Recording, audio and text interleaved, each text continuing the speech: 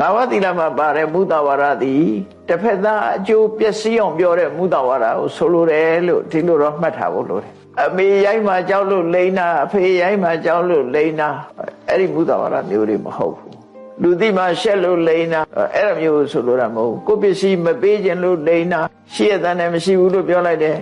တစ်ဖက်သားမှာအကျိုးစီးပွားမပြတ်ဘူးဆိုလို့ရှိရင်အဲ့ဒီမုဒ္ဒဝါဒဒီငါးပါးသီလထဲမှာပါတဲ့အပြစ်ကြီးတဲ့မုဒ္ဒဝါဒတော့မဟုတ်ဘူးသို့တော့လိန်လီမှုကတော့ဖြစ်တာပေါ့သူကအပြစ်ကြီးမှ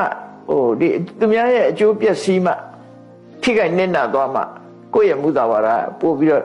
ဆိုးတယ်ပေါ့နော်သူများအကျိုးပြပြမှုဆိုတာပို့ရေးကြည့်တယ်ပေါ့သူများအကျိုးမပျက်စီးဘူးဆိုလို့ရှိရင်တော့ကိုယ့်ကိုကာကွယ်တဲ့အနေနဲ့လိန်လိုက်တယ်သိတယ်မသိဘူးလို့ပြောလိုက်တယ်ပြဿနာမတက်ချင်ဘူးရှိတယ်ဆိုတာသိရတဲ့နဲ့မရှိဘူးပြောလိုက်တယ်ကိုယ့်ပစ္စည်းမပေးခြင်းလို့မရှိဘူးပြောအဲ့လိုမျိုးဆိုလိုတာမဟုတ်ဘူးဒုစရိုက်နဲ့ပတ်သက်တဲ့မုဒ္ဒဝါဒအဲ့ဒါကိုရှင်းရှင်းလင်းလင်းနားလည်ဖို့လိုတယ်